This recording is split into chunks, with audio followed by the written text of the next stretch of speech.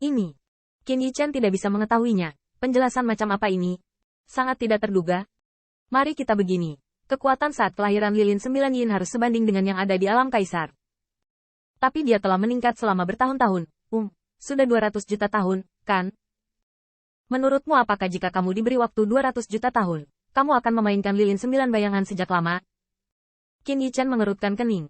Mungkin saya belum melihat kekuatan penuh Zhu Jiuyin, tapi di hati saya benar-benar berpikir begitu. Namun, saat saya berlatih, Lilin 9 Yin tidak akan berhenti. Yao Yuekong perlahan menggelengkan kepalanya. Kemajuan mereka sangat lambat. Pikirkan tentang itu. Meskipun saya tidak tahu asal-usul Kaisar Hao Yi, itu pasti tidak sebagus Lilin 9 Yin. Bukan tidak mungkin memberi Kaisar Hao Yi 200 juta tahun untuk melampaui Lilin 9 Yin. Menyebutkan masalah ini, Yao Yuekong sangat serius.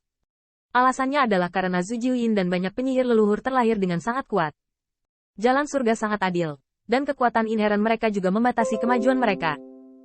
Surga itu tanpa pamrih, tidak mungkin dilahirkan menjadi tirani sejak lama, yang disebut bakat dan sejenisnya bisa melampaui keberadaan makhluk hidup.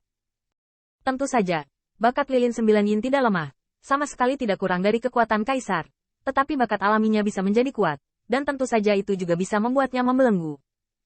Yah, mungkin akan sangat rumit untuk mengatakannya sekarang, tetapi setelah bencana mimpi buruk, kamu seharusnya memiliki pemahaman yang lebih baik tentang surga.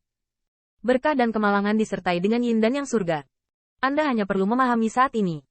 Misalnya, Lilin 9 Yin lahir di puncak gunung dan kekuatannya menghadap ke semua makhluk hidup, bukan? Melihat Qin Yichen menganggukkan kepalanya, Yao Yuekong melanjutkan, dan semua makhluk seperti dilahirkan di lokasi yang berbeda di gunung yang tinggi, dan beberapa memiliki kehidupan yang buruk, dan sulit bagi mereka untuk mencapai puncak gunung, yang mana adalah tempat Zhu Jiuyin berada. Qin Yichen mengangguk lagi, dan Yao Yuekong berkata lagi, tapi pernahkah kamu berpikir bahwa betapapun bergelombang dan curamnya jalan di depan gunung ini, setidaknya, ada jalan. Dan berdiri di puncak gunung, berpikir untuk naik lagi, tidak mungkin. Qin Yichen gemetar di mana-mana, contoh ini tampaknya populer, tetapi tampaknya itu berisi jalan kesederhanaan yang hebat. Berdiri di puncak gunung, Anda dapat mengabaikan semua makhluk hidup, tetapi ketika Anda dilahirkan di bawah gunung, Anda dapat mencoba yang terbaik untuk mendaki setengah jalan dalam hidup Anda. Tetapi Dewa Surga tidak mementingkan diri sendiri, dan mereka yang lahir di dasar gunung memiliki setidaknya bimbingan di sepanjang jalan. Yang disebut bimbingan ini adalah kesempatan tak terhitung dari Daofa dan kekuatan supernatural yang telah disimpan selama ratusan juta tahun. Dan berdiri di puncak gunung, meskipun menghadap makhluk hidup, tetapi ketinggiannya sangat dingin. Kuncinya adalah tidak ada jalan ke depan. Dengan kata lain, jika kamu ingin mendaki lagi, Zhu Jiuyin dan yang lainnya harus menemukan jalannya sendiri. Qin Yichen menarik napas dalam-dalam. Dia akhirnya mengerti alasannya.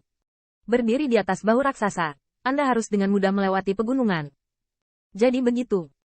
Qin Yichen sedikit mengangguk, dan mengerti mengapa Zhu Jiuyin hidup begitu lama. Tetapi pertumbuhan kekuatan tidak dapat dibandingkan dengan makhluk yang diperoleh. Karena Zhu Jiuyin dan keberadaannya di level yang sama telah merintis jalannya sendiri, tentu saja mereka harus bergerak sangat lambat. Namun, ini juga menunjukkan bahwa Zhu Jiuyin dan mereka telah berada di garis depan alam semesta. Qin Yichen mengangguk dan berkata bahwa jalan surga itu adil meskipun Lilin 9 Yin perlahan naik. Itu tidak berarti bahwa semua makhluk memiliki kualifikasi untuk mengungguli dia. Sebaliknya, setelah bimbingan Yao Yuekong, Qin Yichen menunjukkan sedikit lebih banyak rasa hormat kepada nenek moyang penyihir ini, dan merasa lebih menakjubkan dan waspada. Ngomong-ngomong, kamu seharusnya merasakan jalan luar angkasa dari Candle 9 Yin. Yah, terakhir kali kita bermain melawannya, sepertinya ada tanda-tanda menerobos alam kaisar. Tapi jelas itu tidak bisa dibandingkan dengan jalan waktunya. Suara Yao Yuekong bergema lagi, menyebabkan mata Qin Yichen bergetar lagi. Dia menyadari masalah ini jauh sebelum dia mengenal Yao Yuekong, dan dia telah menyebutkannya pada Bai Guanxing di awal. Sepertinya saya mengerti jawabannya. Demon Yuekong tersenyum dan mengangguk. Ya, seperti klan Demon Yue saya terlahir dengan rasa bulan yang cerah. Tidak hanya memiliki keganasan yang seharusnya dimiliki oleh klan iblis, tetapi juga menggunakan bulan terang di dunia sebagai kekuatannya. Warisan klan saya cukup untuk membuat Raja Dewa Bulan Yin, yang mengaku sebagai penguasa alam semesta, dipindahkan. Tetapi pemahaman saya tentang Liang sangat buruk, sangat tidak ramah, dan bahkan sangat menjijikkan.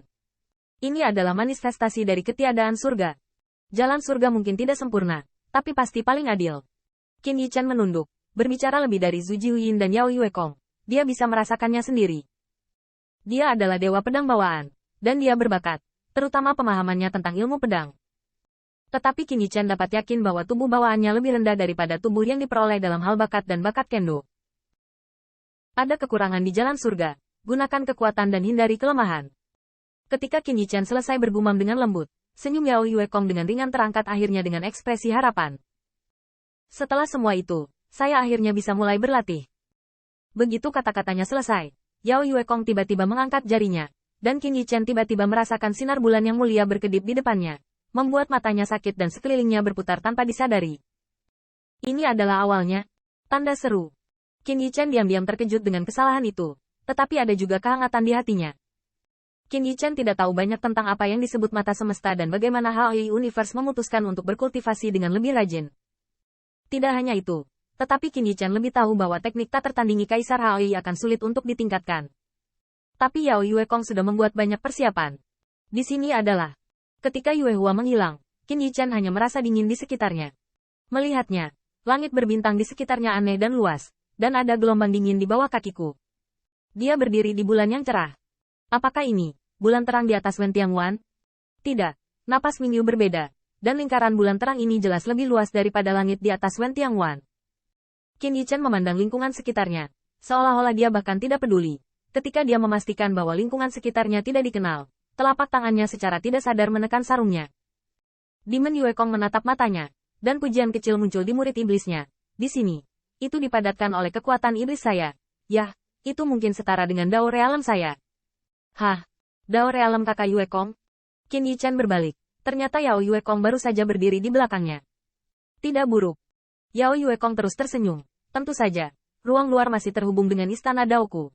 Tapi bukan karena kamu takut menghancurkan istana Dao. Itu untuk mengembangkan mata alam semesta. Hal pertama yang harus dilakukan adalah menggunakan waktu dan ruang Anda untuk melihat, merasakan, dan menembus. Di alamku, secara bertahap aku akan membutakan kelima inderamu. Artinya, apa yang kamu lihat mungkin hanya ilusi. Apa yang kamu sentuh juga akan menjadi ilusi, dan serangan yang kamu rasakan dengan kekuatan ilahi juga bisa menjadi ilusi.